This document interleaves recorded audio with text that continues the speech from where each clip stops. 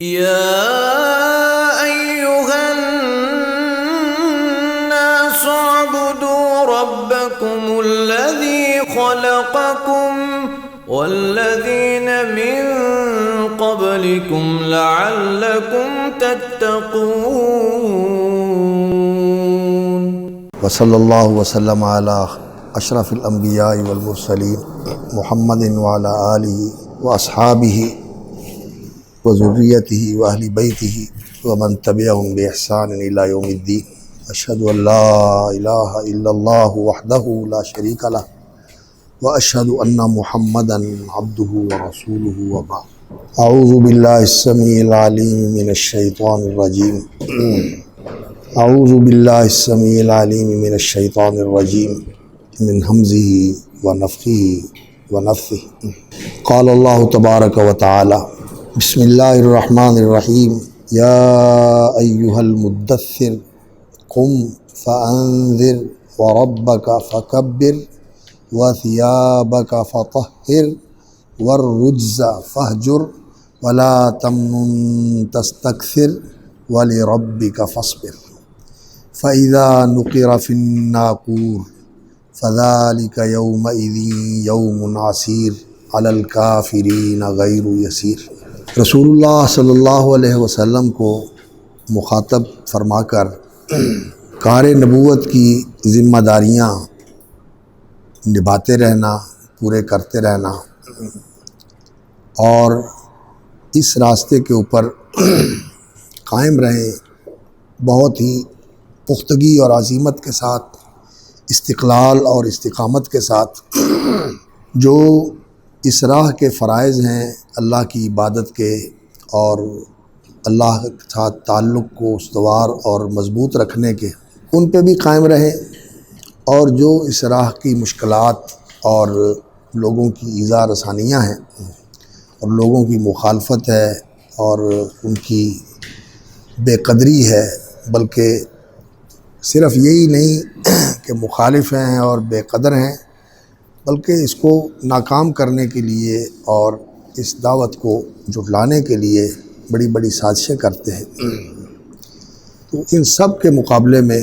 آپ نے صبر سے کام لینا ہے. اللہ اکبر. فَإِذَا نُقِرَ فِي النَّاقُورِ، اس لیے کہ ہر لمحہ سارے کے سارے لوگ اس گھڑی کی طرف بڑھ رہے ہیں جو الساعہ ہے. وہ ایک گھڑی ہے آنے والی جو ہر لمحے قریب ہو رہی ہے، اور جس گھڑی کو یہ لوگ انہم یرونہ بعیدا ونراہ قریبا، انہیں بہت دور نظر آتی ہے لیکن ہمیں بالکل قریب نظر آ رہی. یوم تکون السماء کالمہل وتکون الجبال کالعہن ولا یسأل حمیم حمیما. جن صورتوں میں بھی اللہ رب العزت نے قیامت کا ذکر فرمایا ہے، اللہ رب العزت نے یہی کہا ہے کہ وہ بہت ہولناک گھڑی ہے اور سر پہ کھڑی ہے اور ہر لمحہ انسان اس کے قریب ہو رہا ہے. ایک تو موت ہے جو اس زندگی کے ساتھ جڑی ہوئی ہے اور زندگی گھٹ رہی ہے اور موت قریب آ رہی ہے، اور اس کے بعد یہ پوری دنیا کی زندگی کا جو مرحلہ ہے وہ بھی دن بدن گھٹ رہا ہے. ایک انسان کی زندگی ہوتی ہے انفرادی زندگی، اور ایک اجتماعی زندگی ہے اس کائنات کی زندگی. یہ جو عالم اللہ رب العزت نے بنایا ہوا ہے، اس کی زندگی کا بھی اللہ رب العزت نے ایک دورانیہ مقرر کیا ہوا ہے اور اس نے بھی ختم ہونا ہے، اور یہ اس زندگی کا اختتام ہونے والا ہے. تو یہ جو عالم اکبر ہے اس کی زندگی بھی دن بدن جو ہے وہ گھٹ رہی ہے، اور اس کے لیے بھی وہ گھڑی جو مقرر ہے، جیسے ہر انسان کے لیے مقرر گھڑی ہے موت کی، وہ آنے والی ہے. اور اس کی ابتدا کیسے ہوگی؟ فَإِذَا نُقِرَ فِي النَّاقُورِ. تو نُفِخَ فِي الصُّورِ، نقر کا معنی تو یہ ہوتا ہے کہ کسی چیز کو ایسے کر کے کھٹکھٹانا. تو قرع یہ ذرا شدت کے ساتھ کھٹکھٹانے کے لیے بولا جاتا ہے، اور نقر جو ہے یہ آہستہ سے کھٹکھٹانے کے لیے ہوتا ہے. وہ آتا ہے حدیث میں کہ رسول اکرم صلی اللہ علیہ وسلم کے دروازے کو کنا ننقر بالمناقیر، ہم ناخنوں سے کھٹکھٹاتے تھے ادب کے لیے کہ آپ صلی اللہ علیہ وسلم کو اس سے ازعاج نہ ہو، پریشانی نہ ہو، یہ بوا پنن لگتے ہیں۔ تو کنّا ننقر بالاظافیر، اور منقار جو ہے یہ پرندے کی چونچ کو کہتے ہیں۔ یہ پرندہ جو ہے وہ جس چونچ کے ساتھ ایسے ایسے کر کے دانہ چگتا ہے، اور کئی پرندے جو ہیں نا وہ اس کے ساتھ درخت کاٹتے ہیں اور درختوں میں اپنا ٹھکانہ بنا لیتے ہیں، گھونسلہ بنا لیتے ہیں، اپنی جگہ بنا لیتے ہیں۔ تو آہستہ آہستہ آہستہ آہستہ لگے رہتے ہیں، جیسے ہدہد ہے، طوطا ہے، اور اس طرح کے جانور ہیں۔ تو نقر کا معنی ہوتا ہے آہستہ سے کھٹکھٹانا۔ فَإِذَا نُقِرَ فِي النَّاقُورِ، ناقور اور یہ جو فاعول ہے یہ بولا جاتا ہے جس کو کھٹکھٹایا جائے گا اور وہ کھٹکے گا، نقر۔ اور یہ کھٹکھٹانا جو ہے جیسا دوسری جگہوں پر بیان فرمایا کہ نفخ فی الصور، نفخ فی الصور، نفخ ہوگا، اور اس نفخ سے اس کے اندر سے آواز پیدا ہوگی، اور اس کو سور کہا گیا ہے۔ وہ ایک قرنا ہے، جیسے سینگ نہیں ہوتا اس طرح کی کوئی چیز ہے، تو قرن سینگ کو کہتے ہیں، اور قرنا جو ہے وہ اس سینگ نما چیز کو کہتے ہیں، سینگ نما چیز کو کہتے ہیں۔ اور وہ آپ لوگوں نے بھی شاید دیکھا ہو، وہ کئی فقیر ہوتے ہیں جنہوں نے نا وہ بڑا سارا ایک سینگ، بعض جانوروں کے سینگ بڑے بڑے ہوتے ہیں نا، تو وہ سینگ اندر سے خالی کر کے نا تو اس کو باجا بنایا ہوا ہوتا ہے، وہ مانگتے پھرتے ہیں اور اس کے اندر نا وہ پھونکتے ہیں تو اس کی آواز پیدا ہوتی ہے، تو اس کو قرنا کہتے ہیں۔ تو اس طرح کا کوئی آلہ ہے جس کو سور کہا جاتا ہے، جس کے اندر پھونک لگائی جائے گی، اور وہ اللہ رب العزت کے اذن اور اللہ رب العزت کے حکم کے ساتھ فرشتہ اسرافیل علیہ السلام یہ کام کریں گے، اور اس سے پھر اس عالم کی تباہی کا آغاز ہو جائے گا۔ اللہ اکبر۔ فَإِذَا نُقِرَ فِي النَّاقُورِ نُفِخَ فِي الصُّورِ، اس سور میں پھونکا جائے گا۔ فَإِذَا نُقِرَ فِي النَّاقُورِ فَذَلِكَ يَوْمَئِذٍ يَوْمٌ عَسِيرٌ، اور یہ فا جو ہے آپ وَلِرَبِّكَ فَاصْبِرْ، آپ اپنے رب کے لیے صبر کیجئے۔ کیوں؟ اس لیے کہ اذا نقر فی الناقور فذلک یومئذ یوم عسیر، ایک بہت ہی مشکل وقت اور ایک بہت ہی ہولناک گھڑی سر پہ کھڑی ہے، جو آیا ہی چاہتی ہے، لوگوں کو تو دکھائی نہیں دیتی، اور لوگ سمجھتے ہیں کہ پتہ نہیں آنی بھی ہے یا نہیں آنی، اور آنی ہے تو پتہ نہیں کب آئے گی، جب آئے گی دیکھی جائے گی، لیکن جب وہ آئے گی تو سب لوگوں کو ہوش آ جائے گی کہ ہم لوگ تو بھولے ہی رہے، ہم لوگ تو غافل ہی رہے۔ فَإِذَا نُقِرَ فِي النَّاقُورِ فَذَلِكَ يَوْمَئِذٍ يَوْمٌ عَسِيرٌ۔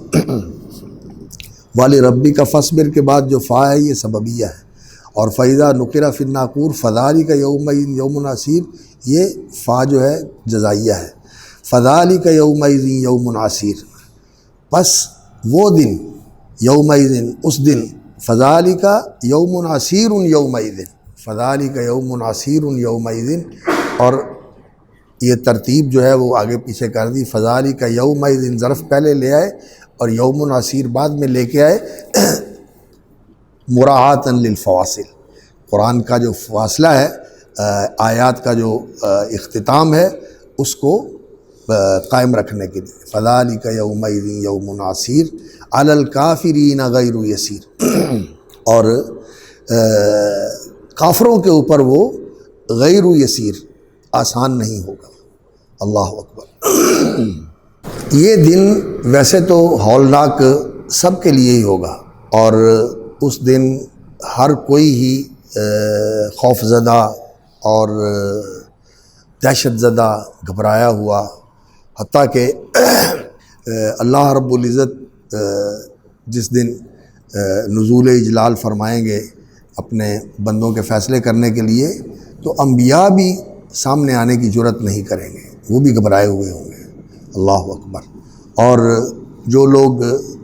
جنہوں نے برے اعمال کیے ہیں ان کو تو اپنا سارا کیا کرایا جو ہے وہ انسان کی یادداشت بحال ہو جائے گی، اور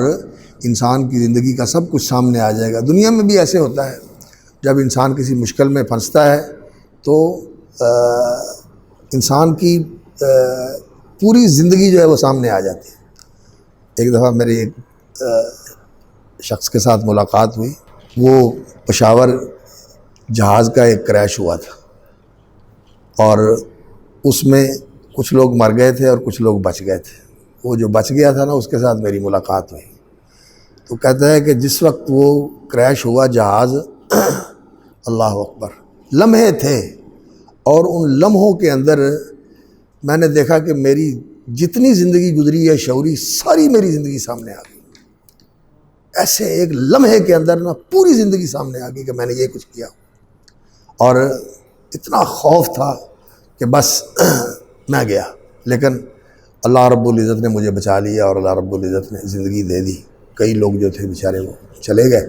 اور یہ ریسکیو کا عمل ہوا تو اس کے اندر یہ بچ گیا، اور بھی کئی لوگ بچ گئے۔ تو یہ جب انسان مشکل میں ہوتا ہے اس وقت بھی انسان کا سارا جو کچا چٹھا ہے وہ کھل جاتا ہے اس کے سامنے،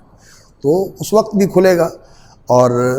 جن کے ساتھ وعدے کیے گئے ہیں وہ تو وعدے برحق ہیں، لیکن انسان کا یہ ایک مزاج ہے کہ جب سختی اور شدت ہوتی ہے تو انسان گھبرا جاتا ہے۔ تو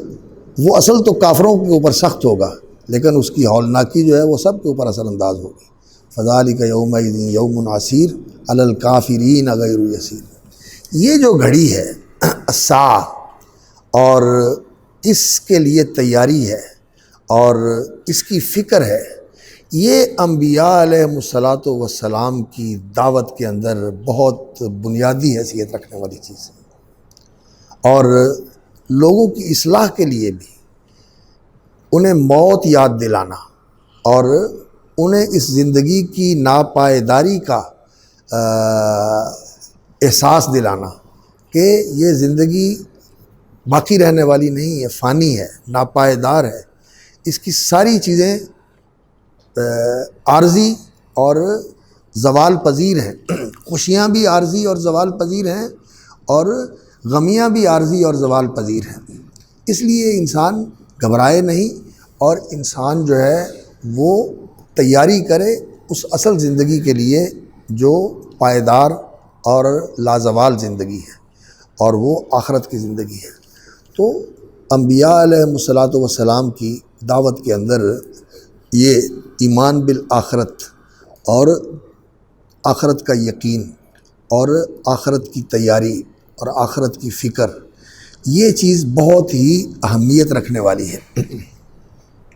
اور قرآن مجید کی دعوت کے اندر جہاں ایمانیات کا ذکر ہوا ہے، وہاں ایمان بالآخرت کا، بلقاء اللہ، اللہ کی ملاقات، اللہ کے سامنے پیش ہونا، اللہ کے سامنے کھڑے ہونا، اور اس سے پہلے جو حالات پیش آنے والے ہیں، جیسے یہ جو صورتیں ہیں سورہ تبارک الذی سے لے کر آخر قرآن تک کی صورتیں، ان کے اندر جیسے شروع میں نے عرض کیا تھا کہ ان کے اندر خاص طور پر دو چیزوں کا اہتمام کیا گیا ہے، چونکہ یہ منذرات ہیں، انذار کے لیے ہیں، منبہات ہیں، لوگوں کو بیدار کرنے کے لیے ہیں۔ تو دنیا کا عذاب اور آخرت کا عذاب، یہ دونوں عذاب ان صورتوں کے اندر بار بار تنبیہ کی گئی ہے کہ دنیا میں بھی عذاب آ سکتا ہے، دنیا میں بھی پکڑ آ سکتی ہے اللہ رب العزت کی، اور پھر آخرت کی پکڑ تو یقینی ہے۔ تو انسان کو دنیا میں بھی اللہ رب العزت کی پکڑ سے بچنے کے لیے اپنے آپ کو راہ راست کے اوپر لے کے آنا چاہیے، اور آخرت کی جو سزا ہے وہ تو پھر بہت ہی زیادہ کربناک سزا ہے اور المناک سزا ہے، اور انسان کو وہ سزا بھگتنا تو بہت ہی مشکل ہے۔ اس لیے انسان کو اس عذاب سے بھی بچنا چاہیے اور دنیا کے عذاب سے بھی اپنے آپ کو بچانے کی کوشش کرنی چاہیے، اور اللہ کے ساتھ اپنا معاملہ عبادت کا، اطاعت کا، وفاداری اور شکر گزاری کا اور اللہ کی حدود کی پاسداری کا، یہ معاملہ انسان کو درست کر لینا چاہیے۔ تو یہ رسول اکرم صلی اللہ علیہ وسلم کو یہاں تسلی بھی ہے اس کے اندر، اور اس دعوت کا بھی جو ایک رکن ہے انذار بالآخرہ، آخرت کے بارے میں لوگوں کو خبردار کرنا اور اس کے لیے تیار ہونے کی تلقین کرنا، اور اس کے اندر جو کچھ پیش آنے والا ہے، کبھی ایک ہی کلمے کے اندر اسے ذکر کر دیا جاتا ہے اور کبھی اس کی تفصیلات بتائی جاتی ہیں۔ پیچھے سورۃ الحاقہ کے اندر، سورۃ المعارج کے اندر یہ اللہ رب العزت نے تفصیل کے ساتھ اس کا ذکر فرمایا، اور سورۃ ملک کے اندر بھی اللہ رب العزت نے اس کا ذکر فرمایا جو آخرت کا عذاب ہے۔ تو فذالک یومئذ یوم عسیر علی الکافرین غیر یسیر، یہ ایمان بالآخرہ اور تذکیر بالآخرہ اور انذار، ایمان و یقین پیدا کرنا، یاد دلانا اور اس کے تیاری کے لیے لوگوں کو تلقین کرنا کہ اس وقت کے لیے اپنے آپ کو تیار کریں، یہ رسول اکرم صلی اللہ علیہ وسلم کی دعوت کے اندر اور قرآن کی دعوت کے اندر یہ بہت ہی بنیادی حیثیت رکھنے والی چیز ہے۔ اور یہ آخرت پر ایمان اور آخرت پر یقین جو ہے، یہ ایک ایسی قوت ہے انسان کے اندر، خوف ہے نا، یہ خوف ہے، آخرت قیامت کا خوف ہے۔ اور انسان کا مزاج ایسا ہے کہ انسان کے اندر اللہ رب العزت نے دو قوتیں رکھی ہوئی ہیں، دو داعیے رکھے ہوئے ہیں انسان۔ ایک داعیہ ہے شوق اور محبت کا، اور ایک داعیہ ہے خوف اور حذر کا۔ انسان کسی چیز سے ڈرتا ہے اور پھر اس سے بچتا ہے۔ یہ جو خوف کا داعیہ ہے، یہ بھی انسان کو عمل کے اوپر آمادہ کرتا ہے، اور دوسرا داعیہ ہے شوق اور محبت کا۔ محبت ہوتی ہے اور اس کے ساتھ انسان کے دل میں پھر شوق اور لگن ہوتی ہے کہ میں اس چیز کو حاصل کر لوں۔ یہ دونوں قوتیں اگر انسان کے اندر صحیح استعمال کی جائیں اور یہ فعال اور ایکٹیو ہو جائیں تو انسان دنیا کے اندر ایسے کام کر گزرتا ہے کہ عام حالات کے اندر وہ کام لوگوں کو انہونے نظر آتے ہیں، نہیں ہو سکتے۔ تو اللہ رب العزت نے ان دونوں قوتوں کو متحرک کیا ہے، دونوں قوتوں کو متحرک کیا ہے۔ جیسے گاڑی کے دو پہیے ہوتے ہیں نا، دو پہیوں کے اوپر آپ کا چھکڑا چلتا ہے، اور تو اسی طرح یہ دو ایسی قوتیں ہیں انسان کے اندر، جن قوتوں کو متحرک کیا جائے تو انسان جو ہے وہ عمل کرتا ہے۔ اور یہ شوق اور محبت کا جو جذبہ ہے، یہ دنیا میں ہم دیکھتے ہیں کہ انسان کی ماں باپ کے ساتھ محبت ہوتی ہے، بہن بھائیوں کے ساتھ محبت ہوتی ہے، اور پھر بیوی بچوں کے ساتھ محبت ہوتی ہے۔ تو یہ محبت انسان کو کتنی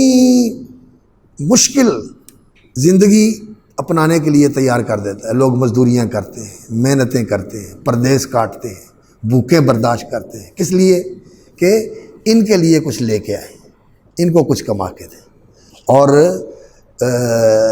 جو وہ ہمارے قصے ہیں، شیریں اور فرحاد کا قصہ،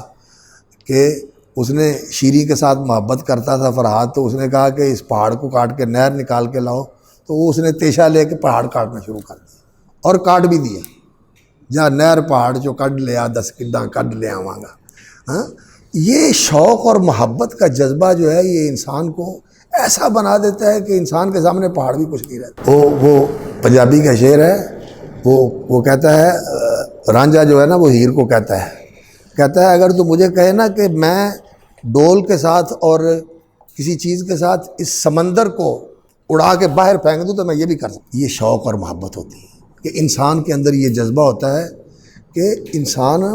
بڑے سے بڑا کام کر گزرتا ہے، اور یہ جنت کا شوق اور اللہ کی محبت، یہ اللہ رب العزت نے انسان کو دلائی ہے۔ جنت کا شوق دلایا ہے کہ جو تیری خواہشات ہیں، جو تیرے اندر آرزوئیں اور تمنائیں ہیں، جو تیرے ولولے ہیں اور جو تیری امنگیں ہیں، انسان کے اندر بہت کچھ ہے۔ اگر انسان اپنے آپ کو دیکھے تو بڑی چیزیں انسان کے اندر ہوتی ہیں، یہ ساری کی ساری اگر پوری ہو سکتی ہیں تو وہ جنت ہے، وہاں پوری ہو۔ ما تشتہی انفسکم ولکم فیہا ما تدعون، جو چاہے گا، جو مانگے گا پورا ہو جائے گا۔ یہاں کسی کا نہیں ہوتا، بادشاہوں کا بھی نہیں ہوتا، یہ 95-96 سال کی عمر میں مری ہے، 70 سال بادشاہی کر کے، کوئی اس سے پوچھے جا کہ تیری دل کی دل میں رہ گئی، ایسے ہی ہوتا ہے۔ تو سارے ایسے ہی جاتے ہیں، دل کی دل میں لے کے جاتے ہیں، کوئی فقیر ہو کوئی امیر ہو، وہ بہت بڑا بادشاہ ہو اور کوئی قید خانے اور بندی خانے کے اندر پڑا ہوا مجرم ہو، وہ ایسا ہی ہوتا ہے کہ دل کی دل میں لے کے جاتا ہے، لیکن وہاں جا کے ساری پوری ہو جائے گی۔ تو شوق جنت کا دلایا ہے کہ وہاں کی نعمتیں ہیں، اور محبت اللہ سے جوڑی ہے کہ اللہ رب العزت محبوب حقیقی ہے۔ اللہ اکبر۔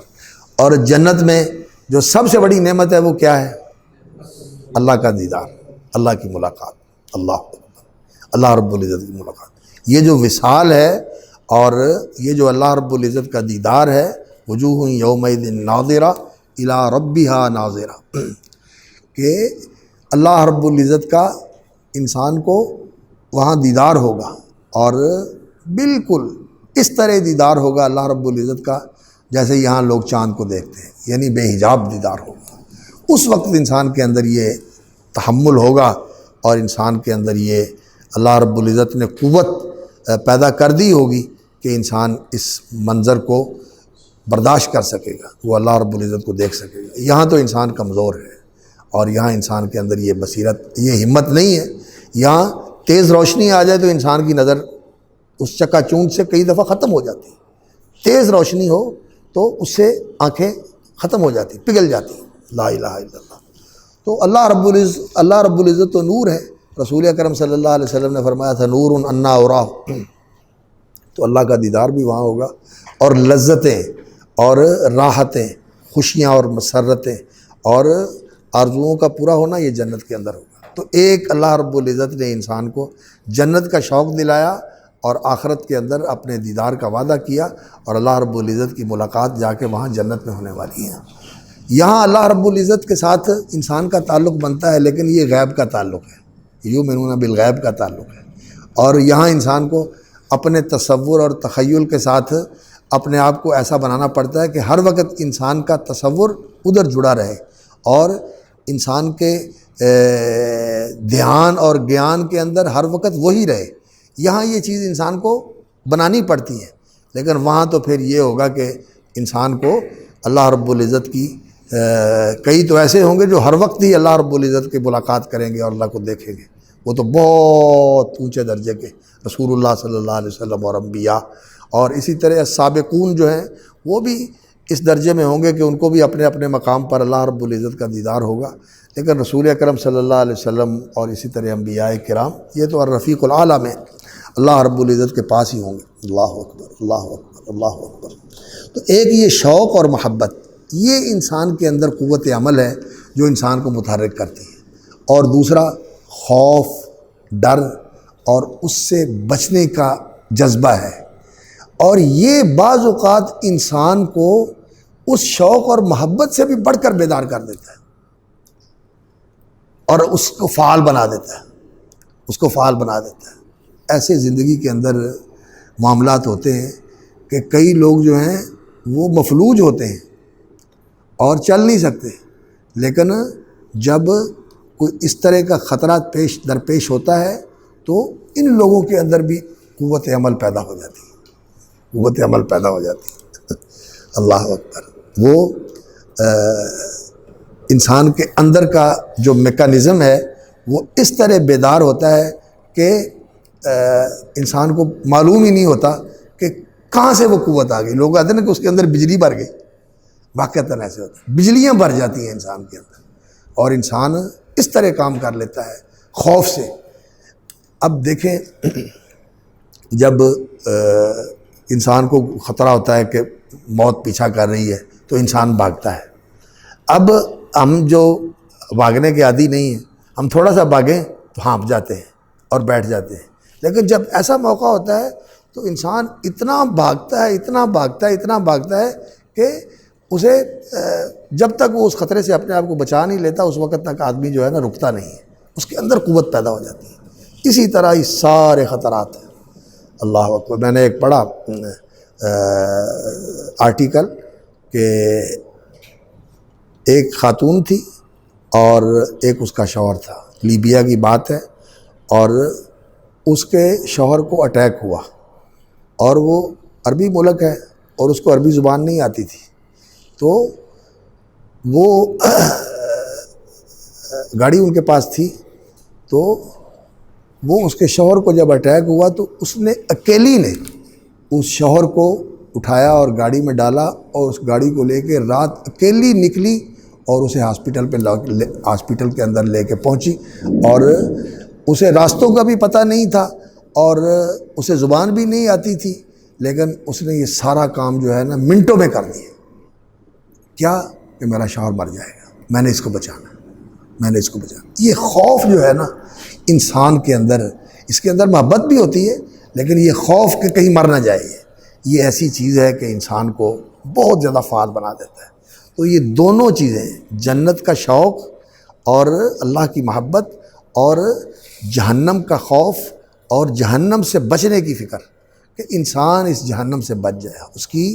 اس کی زندگی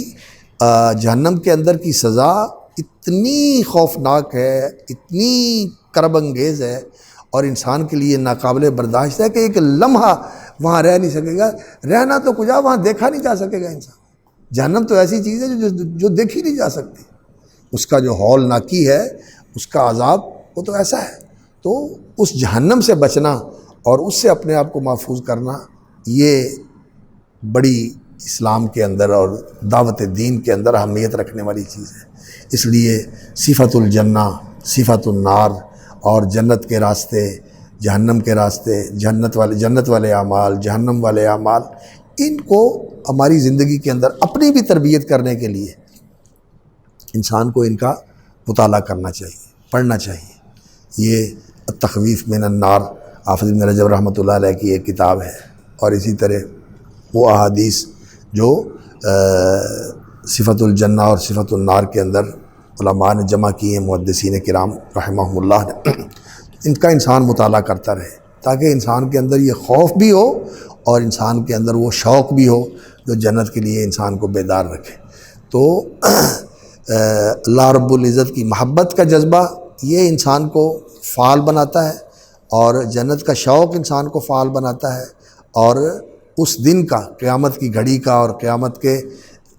آنے والے جو حالات ہیں ان کا خوف، اور خاص طور پر جو جہنم کا عذاب ہے اس کا خوف، یہ انسان کی قوت عمل کو بیدار کرتا ہے۔ تو کہیں قرآن مجید اس کا بڑی تفصیل کے ساتھ ذکر کرتا ہے، پوری منظر کشی کرتا ہے، اور کہیں جو ہے وہ اشارہ کر دیتا ہے اجمال کے ساتھ، اور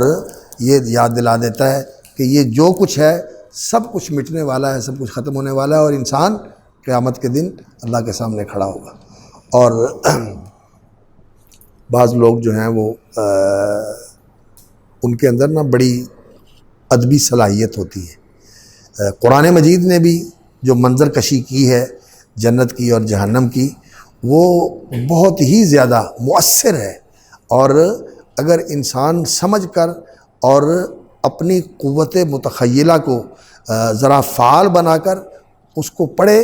تو انسان کے سامنے منظر ایسے آ جاتے ہیں جیسے انسان آنکھوں سے دیکھ رہا ہے، ایسا ہی ہوتا ہے۔ اور مفسرین کے اندر جو ایک بڑے ادیب مفسر ہیں، ان کی ساری تفسیر کے ساتھ تو اتفاق نہیں کیا جا سکتا، لیکن بعض چیزیں جو ہیں نا اس کے اندر ایسی ہیں کہ واقعتاً انسان جب پڑھتا ہے تو انسان کے اوپر ان کا بہت گہرا اثر ہوتا ہے۔ تو اس کے اندر فعالیت اور تاثیر انتہا درجے کی ہے، اور وہ ہے سید قطب کی فی ظلال القرآن۔ اس کا اردو ترجمہ بھی ہوا ہے، لیکن اردو پڑھنے کا وہ مزہ نہیں آتا جو عربی پڑھنے کا مزہ آتا ہے۔ فی ظلال القرآن، اگرچہ ہمارے سلفی علماء سید قطب رحمہ اللہ کے افکار کی وجہ سے کہ ان پر نقد کرتے ہیں کہ ان کے افکار کے اندر انحراف ہے، لیکن میں نے مطالعہ کیا تو وہ عالم دین تو تھے نہیں، عالم دین نہیں تھے، اور لیکن حالات ایسے مفکر تھے اور ادیب تھے، اور شاعر ہونا، ادیب ہونا، مفکر ہونا، یہ لوگ جس چیز کو محسوس کرتے ہیں ایک فکر ہوتی ہے، اور پھر اس کو جب شدت سے محسوس کرتے ہیں تو اس کی تعبیر کے لیے، اس کے اظہار اور ابلاغ کے لیے ان کے پاس جو زبان اور جو بیان اور جو تعبیر کی قوت ہوتی ہے وہ پھر بڑی ایسی مؤثر اور ایسی بلیغ ہوتی ہے کہ یہ انسان کو گرویدہ کر لیتے ہیں، انسان کو اپنی طرف متوجہ کر لیتے ہیں۔ تو آپ لوگوں کے اندر نا یہ جذبہ ہونا چاہیے اور یہ صلاحیت بھی ہونی چاہیے کہ اپنا عربی پڑھنے سمجھنے کا جو ملکہ ہے نا اس کو قوت دے، اور عربی کتابیں پڑھ کے انسان کو لطف اور لذت محسوس ہو، انسان کو اس کے اندر دلچسپی ہو اور انسان اس کے اندر اپنے لیے راحت محسوس کرے، تو یہ چیز ہونی چاہیے۔ اور عربی زبان کے اندر بڑا علم ہے، اور اردو کا سہارا لینا اور اردو کتابوں سے ہی صرف اپنے آپ کو جوڑے رکھنا یہ انسان کو نا وہ بیساکھی والا بنا دیتا ہے، نہیں، اصل کتابوں تک پہنچنا چاہیے۔ تو تصویر الفنی فی القرآن یہ ان کی ایک کتاب بھی ہے الگ سے، ویسے اس میں بھی اس کا ترجمہ بھی ہوا ہے تصویر الفنی فی القرآن، کہ قرآن جو ہے وہ کیسے منظر سامنے لے آتا ہے، اور اس طرح قرآن مجید کا یہ اسلوب ہے کہ جس چیز کے بارے میں کہتا ہے وہ قوموں کے واقعات اور حالات ہوں جو گزر چکی ان کا جب تذکرہ کرتا ہے، اور جب آنے والے واقعات کے بارے میں بتاتا ہے، خاص طور پر جنت کے اور خاص طور پر جہنم کے، تو وہ ایسا انداز ہوتا ہے کہ انسان کو منظر سامنے زندہ نظر آتا ہے، زندہ منظر سامنے نظر آتا ہے۔ تو یہ چیز جو ہے قرآن مجید کی ایک بلاغت کا اور قرآن مجید کے اعجاز کا ایک پہلو ہے کہ قرآن مجید ان چیزوں کو بالکل مجسم کر کے سامنے کر دیتا ہے، اور انسان کو یہ چیزیں ایسے محسوس ہوتی ہیں جیسے انسان ان کے ساتھ ہے اور ان کو دیکھ رہا ہے۔ تو کبھی تو یہ اجمال ہوتا ہے اور اس اجمال کے اندر تحویل ہوتی ہے، ہولناکی ہوتی ہے، اس کو بہت خوفناک بنا کے پیش کیا جاتا ہے۔ فَإِذَا نُقِرَ فِي النَّاقُورِ فَذَلِكَ يَوْمَئِذٍ يَوْمٌ عَسِيرٌ عَلَى الْكَافِرِينَ غَيْرُ يَسِيرٌ۔ یہاں تفصیل نہیں، اجمال ہے، لیکن تحویل ہے، اس کو پرہول بنا کر پیش کیا گیا ہے۔ جب پھونکا جائے گا سور کے اندر تو وہ دن علی الکافرین غیر یسیر، یوم عسیر، بڑا سخت دن ہوگا، اور کافروں کے اوپر وہ آسان اور سہل نہیں ہوگا، بلکہ ان کے لیے تو بہت ہی مشکل ہوگا۔ اللہ اکبر، قبروں سے نکلنا اور اللہ کے سامنے پیش ہونا۔ اس کے بعد پھر فرمایا کہ وہ دن سر پہ کھڑا ہے، وہ گھڑی آئی ہے کہ آ رہی ہے، ہر وقت قریب ہو رہی ہے، اور یہ اس کے قریب ہو رہے ہیں اور وہ ان کے قریب ہو رہی ہے، کیونکہ عمر گھٹ رہی ہے، ادھر بڑھ رہے ہیں اور وہ ان کے قریب ہو رہی ہے۔ تو آپ اس دن کے لیے صبر کریں کہ وہ وقت سر پہ کھڑا ہے۔ اور پھر اللہ رب العزت نے ایک کردار ذکر فرمایا جو کافروں کے اندر، منافقوں کے اندر، دنیا پرستوں کے اندر بہت کثرت کے ساتھ یہ کردار نظر آتا ہے۔ فرمایا ذرنی ومن خلقت وحیدا وجعلت له مالا ممدودا وبنین شہودا ومہدت له تمہیدا ثم یطمع ان ازید کلا انہ کان لآیاتنا عنیدا سأرہقہ صعودا انہ فکر وقدر فقتل کیف قدر ثم قتل کیف قدر ثم نظر ثم عبس وبصر ثم ادبر واستکبر فقال ان هذا الا سحر یؤثر ان هذا الا قول البشر سأصلیہ سقر وما ادراک ما سقر لا تبقی ولا تذر لواحۃ للبشر علیہا 19۔ تو یہ جو کردار ہے، اس کردار کا مصداق عرب کے اندر بہت سارے لوگ تھے، ان میں جو نمایاں تھا اور جس کا ذکر بھی کرتے ہیں تفاسیر کے اندر، وہ ہے ولید بن المغیرہ، کہ وہ ان آیات کا مصداق ہے، اور یہ کہہ دیا جاتا ہے اسباب نزول کے اندر کہ اس کے بارے میں یہ آیات نازل ہوئی۔ اصل بات یہ ہے کہ وہ اس آیت کا مصداق ہے، یہ آیات اس کے اوپر منطبق ہوتی ہیں، اور جو اس کا کردار ہے وہ ان آیات کے اندر ذکر کیا گیا ہے، لیکن یہ کردار اس کے ساتھ خاص نہیں ہے، یہ کردار متعدد جگہوں پر پایا جاتا ہے۔ بہت سارے لوگ اس کا تھے، کسی کو کوئی ایسا تھا، کوئی اس سے کم تھا، کوئی بالکل شاید اس سے بھی بڑا ہوا ہو جو اس وقت سامنے تھا۔ تو یہ کردار جو ہے نا وہ اصل چیز ہے کہ ایک انسان کو اللہ رب العزت نعمت عطا کرتے ہیں اور اس کی وجہ سے اسے سیادت ملتی ہے اور سوسائٹی کے اندر اسے ریاست ملتی ہے، لوگ اس کا احترام کرتے ہیں اور لوگ اس کی طرف رجوع کرتے ہیں، اور پھر وہ اس احترام اور اس لوگوں کے اندر اپنی حیثیت سے غلط فائدہ اٹھاتا ہے، لوگوں کا استحصال بھی کرتا ہے اور لوگوں کو گمراہ بھی کرتا ہے، انہیں غلط رہنمائی دیتا ہے اور ان کی خیرخواہی کرنے کی بجائے وہ ان کی غلط رہنمائی کرتا ہے۔ تو یہ ایک کردار ہے جس کا اللہ رب العزت نے یہاں ذکر فرمایا۔ تو ولید بن المغیرہ جو مکے کا ایک سردار تھا، تو اس کے بارے میں علماء نے ذکر کیا ہے کہ یہ آیات اس کے بارے میں نازل ہوئی۔ تو جو کسی آیت کا سبب نزول ہوتا ہے تو اس کا معنی یہ ہوتا ہے کہ مورد جو ہے وہ اس کا وہ ہے، اس کے اوپر وہ آیات منطبق ہوتی ہیں اور ان آیات کا ورود اس کے اوپر ہوتا ہے، لیکن یہ اس کے ساتھ خاص نہیں ہے، یہ اس کے ساتھ خاص نہیں ہے کہ وہی ہے صرف، نہیں، اس طرح کے یہ مال و دولت کے لحاظ سے اور لوگوں کے اندر ایسی حیثیت رکھنے والا ہونا کہ لوگ اس کی بات کو اہمیت دیتے ہیں اور اس کی بات کے اوپر اعتماد کر کے اس کو قبول کر لیتے ہیں۔ عمر بن ہشام بھی ایسا ہی تھا، جس کو وہ تو ابو الحکم کہتے تھے اور وہ ابو جہل تھا، وہ بھی ایسا ہی تھا، اور بھی اس طرح کے لوگ تھے جو مکے کے اندر ائمۃ الکفر تھے اور رؤسائے قریش تھے، اور انہوں نے رسول اکرم صلی اللہ علیہ وسلم کو نہیں مانا اور آپ کی دعوت کو جھٹلایا۔ اور یہ جو صفات ذکر کی گئی ہیں یہ اس آدمی کے اندر تو موجود تھی، لیکن یہ صفات کوئی صرف اسی کے ساتھ خاص نہیں ہے، بلکہ اور بھی بہت سارے لوگوں کے اوپر یہ چیزیں صادق آتی ہیں۔ تو پچھلی صورت جو تھی اس میں فرمایا تھا ذرنی والمکذبین اولی النعمت ومہلہم قلیلا، کہ آپ رہنے دیں مجھے اور یہ ناز و نعمت اور عیش و عشرت اور زندگی کی تمام سہولتوں اور لذتوں کے اندر زندگی گزارنے والے جو اس دعوت کے مقابلے میں رویہ اختیار کر رہے ہیں، اس کا انجام بھگتنے کے لیے آپ مجھے اور ان کو رہنے دیں، بس یہ دیکھیں گے اور میں ان سے نمٹ لوں گا اور میں انہیں دیکھ لوں گا کہ انہوں نے کیا کیا ہے اور کس چیز کے یہ مستحق ہے۔ ذرنی والمکذبین اولی النعمت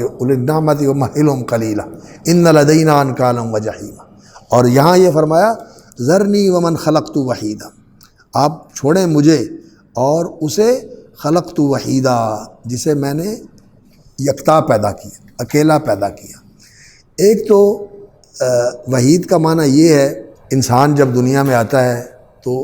اکیلا آتا ہے، ساتھ کوئی چیز لے کے نہیں آتا،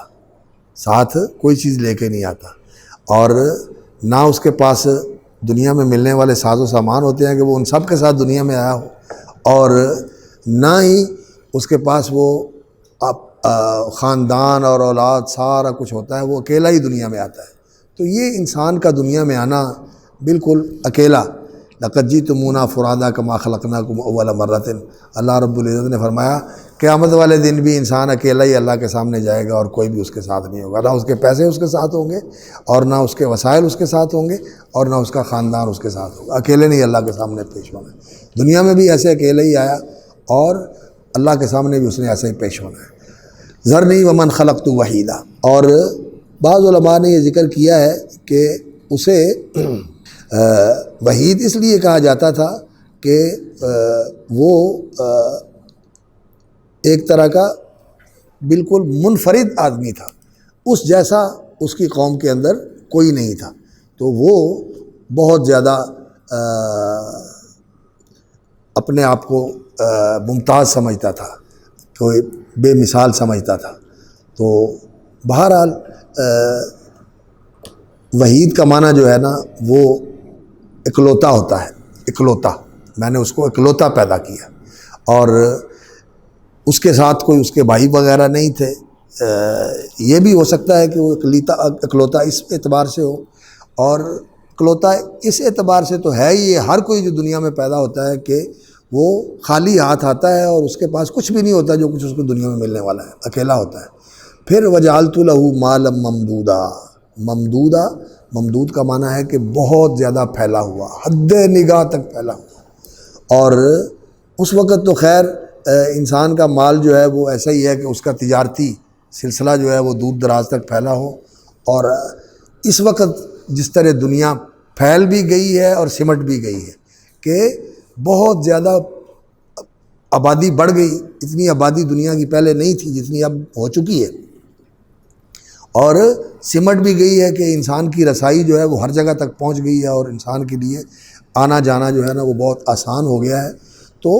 مال ممدودہ، اب تو انسان کا جو سرمایہ دار ہیں ان کا مال جو ہے وہ کیسے پھیلا ہوا ہوتا ہے کہ ادھر اقصائے شرق کے اندر اور ادھر اقصائے غرب کے اندر اور ادھر شمال و جنوب کے اندر ہر جگہ جو ہے نا ان کے مال آ رہے ہیں جا رہے ہیں۔ تو اس دور کے اندر اس طرح کی وسعت تو نہیں تھی، لیکن اس دور کے لحاظ سے بھی وہ لوگ ایسے تھے کہ جن کا مال کہیں سے خریدا جا رہا ہے، کہیں تیار کیا جا رہا ہے، کہیں اس کی شپنگ ہو رہی ہے، کہیں اس کا جو ہے نا لے کے جایا جا رہا ہے، کہیں دکھایا جا رہا ہے، کہیں سٹور کیا ہوا ہے۔ تو وجعلت لہ مالا ممدودا، اور یہ قریش مکہ جو تھے یہ تاجر تھے، تجارت کا کام تھا ان کا، اور یہ ادھر سے چین اور ہندوستان سے چیزیں لیتے تھے اور ادھر یورپ تک، یہ یورپ کا دروازہ تھا ترکی، اور یہاں تک جو ہے نا یہ چیزیں وہ پہنچاتے تھے۔ فرمایا وجعلت لہ مالا ممدودا، میں نے اس کے لیے کر دیا مال پھیلا ہوا، وبنین شہودا، اور بیٹے جو اس کے پاس حاضر باش ہیں، شہودا، شہودا شاہد کی جمع شہود، تو اولاد اس کی کہتے ہیں کہ کافی ساری اولاد تھی۔ آج کل تو لوگ اولاد تھوڑی ہونے پر فخر کرتے ہیں، لیکن وہ دور تھا کہ جتنے انسان کے ساتھ اس کے حوالی موالی ہوں، نوکر چاکر غلام وفادار ساتھی، اور اس کا قوم قبیلہ اور اس کے بچے اور اس کے خاندان کے لوگ، تو اسی کے ساتھ اس کی لوگوں کے اندر حیثیت متعین ہوتی تھی اور اس کی قوت کا اندازہ ہوتا تھا۔ جیسے آج کل ہمارے ووٹر ہیں، ووٹر اور سپورٹر، یہ کسی کے ساتھ ہو تو اس سے اس کا اندازہ ہوتا ہے۔ تو وبنین شہودا، اولاد بھی جو انسان کے ساتھ ہو، اس کا دفاع کرنے والی اور اس کو مضبوط کرنے والی، یہ اللہ تعالیٰ کی بہت بڑی نعمت ہے۔ اس کو اس نعمت سے بھی اللہ رب العزت نے نوازا ہوا تھا، اور جس کو بھی اولاد ملی ہو، اور اولاد پھر ایسی ہو کہ جو اس کے پاس ہو، جن کو دیکھ کے اور جن کے ساتھ رہ کر انسان زندگی کا اصل لطف حاصل کرتا ہے کہ اولاد انسان کے ساتھ ہو، تو ان کی دوری کی وجہ سے اور ان کو نہ دیکھنے کی وجہ سے جو انسان کے اندر ایک ہر وقت کی کمی محسوس ہوتی ہے، وہ اس کمی سے آشنا نہیں ہے، بلکہ اولاد اس کی اس کے پاس ہے، اس کے ساتھ ہے۔ تو یہ بھی اللہ رب العزت کی بہت بڑی نعمت ہے۔ وَمَهَّدتُّ لَهُ تَمْهِيدًا، اور میں نے اس کے لیے ہر چیز کو ہموار کر دیا۔ مہد یمہد، تمہید کا معنی ہوتا ہے کسی چیز کو ہموار کر دینا، کسی چیز کو برابر کر دینا، کسی چیز کو اس طرح سہل بنا دینا کہ اس کے اوپر جو کچھ بھی انسان کرنا چاہتا ہے وہ اس کے لیے آسان ہو جائے۔ ثم یطمع ان ازید، اور پھر وہ یہ طمع رکھتا ہے کہ میں اسے اور زیادہ دوں۔ جتنا بھی انسان کو ملتا ہے تو انسان کی حرص بڑھتی ہے۔ جیسے حدیث میں آتا ہے کہ آدم کے بیٹے کے لیے اگر 2 وادیاں بھی سونے کی بھری ہوئی ہوں تو وہ چاہتا ہے کہ میرے پاس ایک تیسری بھی ہونی چاہیے، تیسری آ جائے تو پھر چوتھی کی بھی فکر کرتا ہے۔ تو یہ انسان کی خواہش ہے کہ وہ یہ نہیں کہتا کہ اب بس، انسان یہ چاہتا ہے کہ ثم یطمع ان ازید۔ پھر اللہ رب العزت نے کہ اب وہ ان نعمتوں کے اندر اضافہ چاہتا ہے، کلا نہیں، یہ کلمۃ ردع و زجر، روکنے کے لیے اور ڈانٹنے کے لیے یہ کلمہ ہوتا ہے، نہیں نہیں، ہرگز نہیں، ایسا نہیں، یہ نہیں ہوگا، کلا، یہ نہیں ہو سکتا۔ انہ کان لآیاتنا عنیدا سأریکہ صعودا انہ فکر وقدر فقتل کیف قدر ثم قتل کیف قدر۔ تو اللہ رب العزت نے پھر اسے ڈانٹا اور فرمایا کہ اس کا کردار کیا ہے، اللہ کی آیتوں کے لیے اس کا رویہ کیسا ہے۔ ہونا تو یہ چاہیے کہ جس کو نعمت ملی ہے وہ شکر گزار ہو، اور اللہ کا پیغام آئے تو اس کو قبول کرے، اور یہ ان کو جھٹلانے کے لیے اور لوگوں کو بھی ان سے متنفر کرنے کے لیے یہ سوچ بچار کر کے تو پھر کیسا جو ہے نا وہ جھوٹا جادو ان کے کانوں میں پھونکتا ہے۔ تو اللہ رب العزت نے اس کا ذکر کر کے پھر آگے اس کی وعید ذکر فرمائی۔